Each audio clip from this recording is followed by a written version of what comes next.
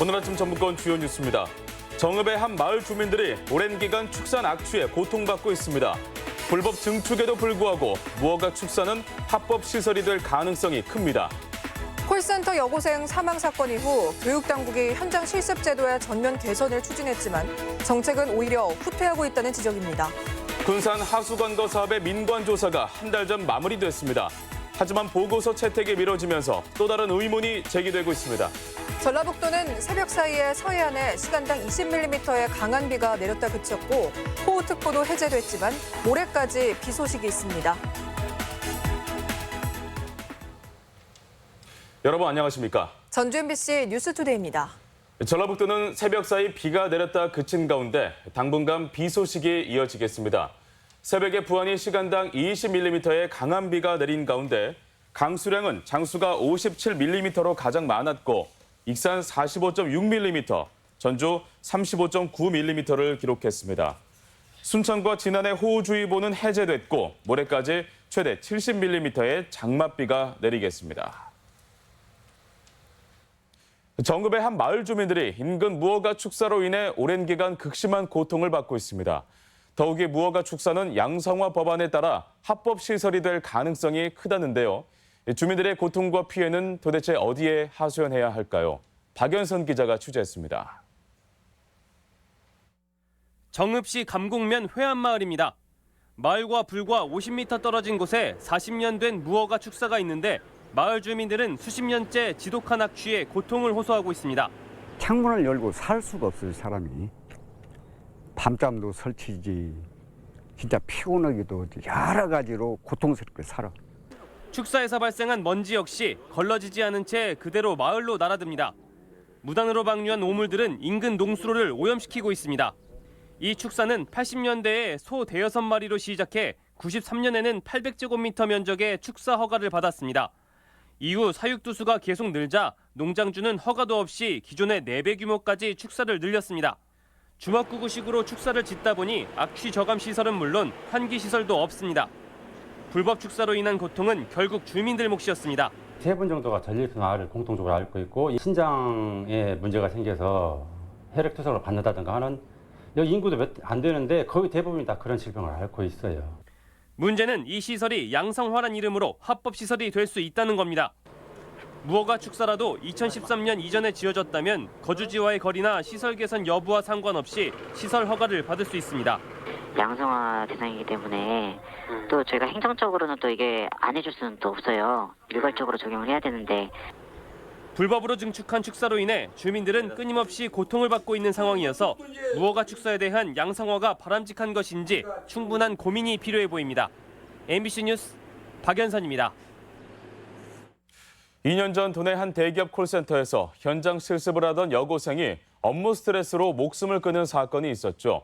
이후 교육당국이 현장 실습 제도의 전면 개선을 천명했는데 이 정책이 오히려 후퇴하고 있다는 지적이 나왔습니다. 김하연 기자가 보도합니다. 실적이 나쁜 직원들의 자리마다 빨간 딱지를 붙여놓은 이동통신사 콜센터. 지난 2017년 이 콜센터에서 현장 실습을 하던 여고생 홍수연 양이 업무 스트레스를 호소하며 목숨을 끊었습니다. 홍 양의 죽음이 사회 구조의 문제라는 공감이 일어났고 교육당국은 현장 실습을 학습 중심으로 바꾸겠다는 개선책을 내놨습니다. 그로부터 2년. 실습생들이 질 나쁜 일자리로 내몰리는 경우는 많이 줄어들었다는 게 현장의 평가입니다. 사라졌다고 봐야죠. 옛날에는 그것보다 어디 갔느냐가 중요한 게 아니라 취업 했느냐가 중요했거든요. 그 선생님들이 차라리 이제 안 보내면 안 보냈지. 하지만 취업률은 뚝 떨어졌습니다. 그러자 교육부는 현장 실습 선도 기업을 8,000개에서 3만 개로 늘리고 현장 실사를 간소화하는 등 보완 방안을 내놨습니다. 노동계는 정책의 후퇴라고 규정했습니다.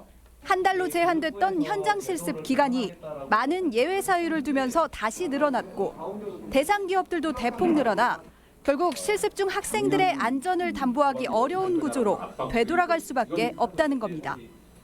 취업률을 높이기 위해서는 결국에는 질 낮은 아무 업체라도 내보내야 되는 그런 상황들이 됩니다. 실습이라는 애초에 목표하고는 멀어질 수밖에 없는 거고. 조기 취업 장려냐, 더 안전한 실습이냐. 실업 계고 현장 실습을 둘러싼 교육 당국의 정책이 큰 틀에서의 방향성을 설정하지 못한 채 과도기에 놓여 있습니다. MBC 뉴스 김하연입니다.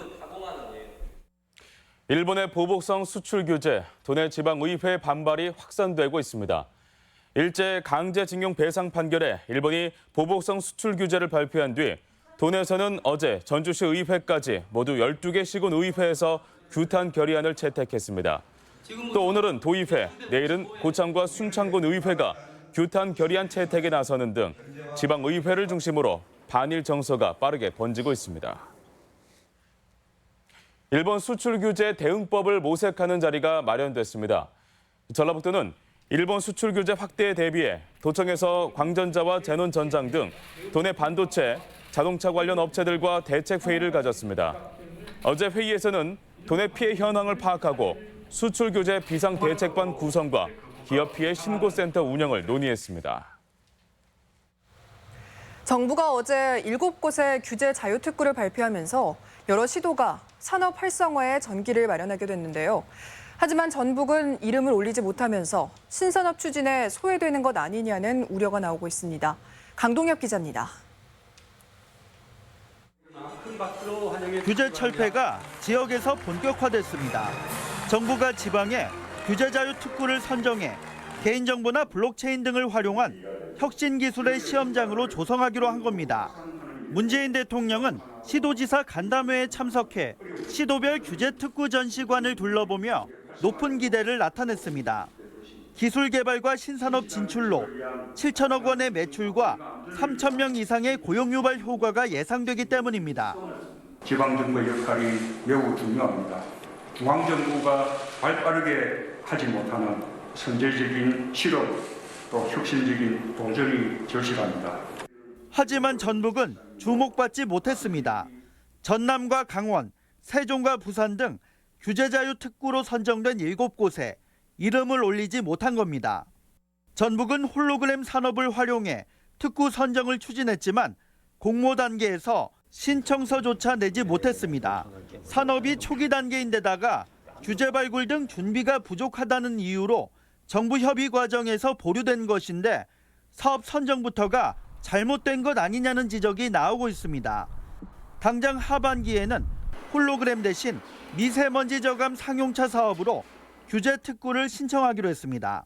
홀로그램이라는 산업을 역점적으로 한번 키워보자는 취지에서 이제 거기에서 규제가 발굴된 걸 가지고 신청을 저희가 했던 거고 내용이 보완하는 게 좋겠다 해서 연말쯤 2차 규제 특구가 발표될 예정인 가운데 이미 선정된 지역 역시 또다시 뽑힐 수 있어 전북이 신산업 분야에서 뒤처지는 것 아니냐는 우려가 나오고 있습니다. MBC 뉴스 강동엽입니다. 아파트 경비원의 처우 개선을 요구하는 목소리가 이어지고 있습니다. 전주시 노인취업지원센터는 아파트 경비원의 80% 이상이 계약직이고 90%가 24시간 격일제로 경무에 시달리지만 월 소득은 200만 원을 넘지 않는다고 밝혔습니다. 허오키 전주시 의원은 전주시가 경비원을 위해 휴게시설 확충부터 적극 나설 것을 요구했습니다. 어제 아침 출근길 전주 시내에서는 정전 사태가 발생했습니다. 신호등은 꺼지고 병원 치료가 중단됐는가 하면 상인들은 발을 동동 굴러야 했습니다. 2시간가량 이어진 정전으로 불편과 혼잡 그리고 피해도 있었습니다. 허연호 기자가 취재했습니다. 출근길 전주 시내 교차로. 수많은 차량이 도로에 가득 차 있고 경찰은 부랴부랴 교통 정리에 나섭니다. 횡단보도를 건너려는 시민들은 도로 한가운데 갇혀 어쩔 줄 모릅니다. 정전으로 교통 신호등이 모두 꺼져버린 겁니다. 한쪽에서 쭉 이어지잖아요. 그러니까 그것만 그쪽만 가고 있었어요. 아, 이쪽만? 네, 한쪽만 쭉 딱 연달아 이어지니까 그래서 오자마자 바로 한쪽 통제하고 이제 바로 정리했죠. 전주 효자동 일대에서 정전 사태가 발생한 건 아침 8시 반쯤. 당장 용머리로 약 600m 구간 신호등이 모두 먹통이 됐는데 정전은 2시간가량 지속됐습니다. 인근 요양병원에 전기 공급이 40분가량 끊겨 신장투석을 받던 환자 22명의 치료가 중단되기도 했습니다. 그나마 중환자실과 승강기 등 주요 시설에는 비상발전기가 가동됐습니다. 언제 되냐고 막 다 우유 다 나오시죠. 거동 가능하신 분들 나오셔가지고 어떻게 되는 것이냐고 막 이렇게 물어보죠. 그래서 저는 대책을 강구해보자. 한 집만 믿을 수는 없지 않느냐 뭐 이런 의미로 같이 잠깐 논의를 했습니다. 전기가 끊긴 주변 상가의 상인들도 냉장고를 쓸 수 없게 되자 발만 동동 굴러야 했습니다. 냉장고에 있는 모든 음식들도 지금 많이 걱정이 되고요. 너무 덥잖아요. 손님들도 있을 수도 없으니까 그냥 들어서자마자 나가시기도 하고. 또 비상발전기가 가동된 KT 건물에서는 연기가 피어올라 소방차가 긴급 출동하기도 했습니다. 한국전력은 이번 정전은 전신주 고압선에 나뭇가지가 다 발생했다며 주택과 상가 425세대가 정전됐다고 밝혔습니다. 원인 자체가 바로 안 나와가지고 이렇게 좀 시간이 좀 지연됐거든요. 그 전기를 다 넣어놓고 마지막에 이제 원인을 찾아서 정밀 순시를 딱 해가지고 마무리를 진 거죠. 하지만 취재진이 직접 정전된 것으로 확인한 아파트 단지만 전주시 효자동 일대 700세대가 넘었습니다.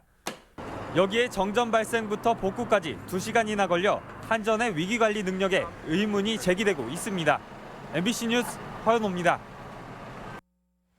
전임 군산시장 시절 군산시의 하수관거 개선 사업은 혈세 낭비와 부실 시공 논란이 끊이지 않았습니다. 지난해 취임한 강임준 시장은 민관 공동조사를 추진했고 조사는 이미 마무리된 것으로 알려졌습니다.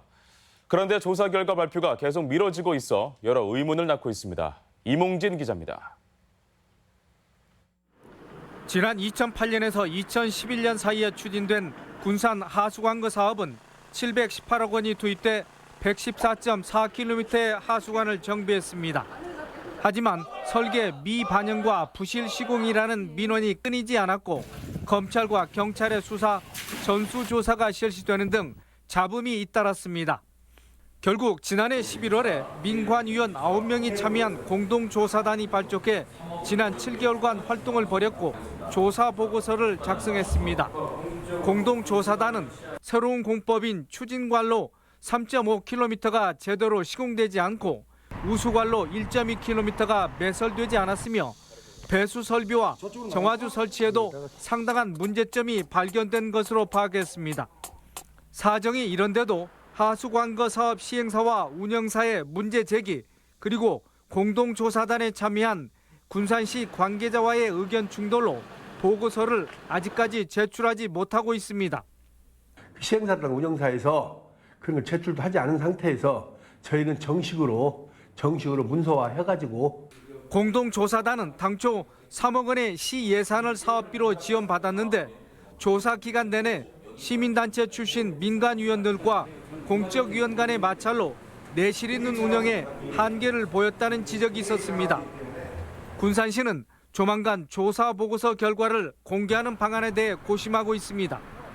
그간에 조사됐던 내용을 결과물을 작성한 걸로 그렇게 이게 나오는 대로 저희가 적절한 조치를 민선 7기에 당선된 강임준 시장의 결단으로 이루어진 하수관거 BTR 사업 의혹에 대한 공동조사가 어떤 결과로 나타날지 주목됩니다. MBC 뉴스 임홍진입니다. 상생형 군산 일자리 발굴을 위한 공론화장이 오늘까지 이틀간 군산대에서 열리고 있습니다. 한국갈등해결센터와 군산 일자리 컨설팅 사업단이 주최한 행사는 노총 관계자와 전문가, 청년 50여 명이 참여해 상생형 일자리 모델과 비전에 관해 토의를 거쳐 지역 협약안을 도출해낼 예정입니다. 특히 이번 토론회에서는 새만금 전기차 클러스터 같은 고용과 산업위기 극복을 위한 구체적인 방안들이 제시될 전망입니다. 불의의 사고로 뇌사 판정을 받은 30대 남성이 장기를 기증하고 떠났습니다. 전북대 병원에 따르면 의식을 잃고 중환자실에서 집중 치료를 받아오다 최근 뇌사 판정을 받은 양모 씨는 만성질환자 4명에게 심장과 간, 신장 등을 기증했습니다. 양 씨의 가족은 평소 어려운 이웃에게 온정을 베풀어온 고인의 삶을 기리고자 장기 기증을 결정했습니다. 지은 지 20년을 훌쩍 넘긴 무주 덕유산 리조트가 시설 개선을 통해 관광객 유치에 나서기로 했습니다. 지역 소식 이창희 기자입니다. 황인웅 무주군수와 김식원 무주 덕유산 리조트 대표가 무주 지역 관광 활성화를 위한 업무 협약을 체결했습니다.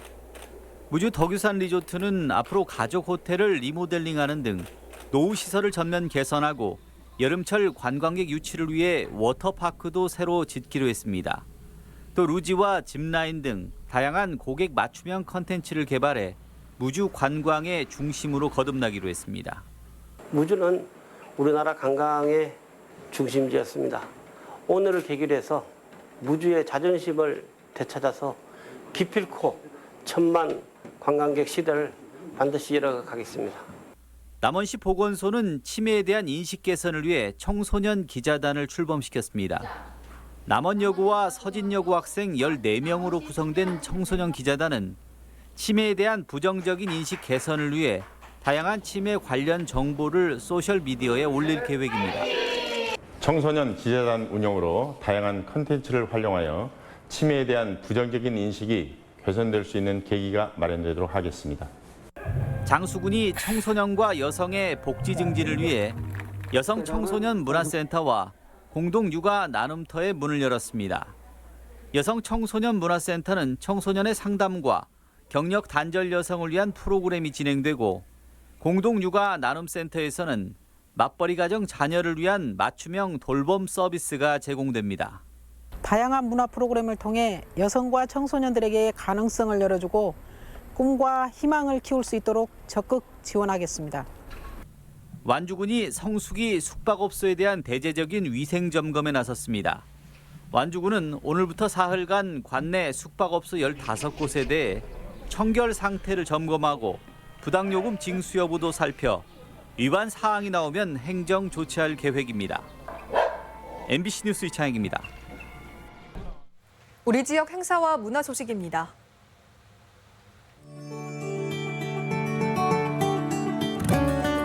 정읍 시립농악단의 사물놀이 완판을 볼 수 있는 특별 공연 타올림이 오늘 연지 아트홀에서 펼쳐집니다. 빛을 연주하다를 주제로 한 신기한 과학 음악 콘서트가 오늘 진안 문화의 집에서 열립니다. 김제 문화예술회관은 오늘 빛과 그림자로 떠나는 세계 여행 더 섀도우 공연을 마련했습니다. 클래식 전도사 김현철의 유쾌한 오케스트라의 공연이 오늘 고창 문화의 전당에서 펼쳐집니다. 사회적 기업 마당이 마련한 목요 초청 공연이 오늘 한옥마을 카페 공간 봄에서 재즈 트리오 오늘의 무대로 진행됩니다.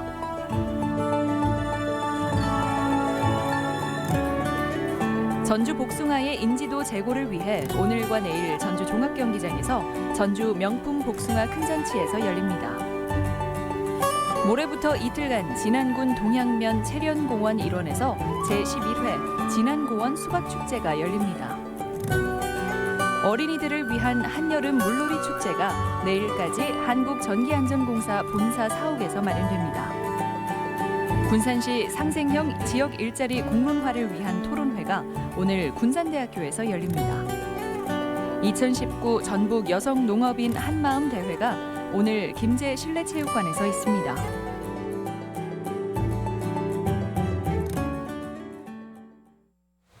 이어서 날씨 전해드립니다. 전라북도는 새벽 사이 서해안에 시간당 20mm의 강한 비가 내렸다 그쳤고 호우특보도 해제됐지만 모레까지 비 소식이 있습니다. 지역별 기온입니다.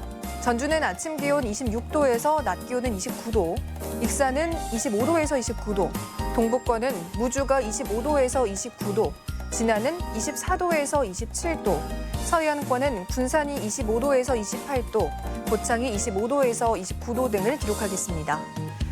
현재 초미세먼지 농도는 김제가 보통 수준을, 나머지 지역은 좋음 수준을 보이고 있습니다.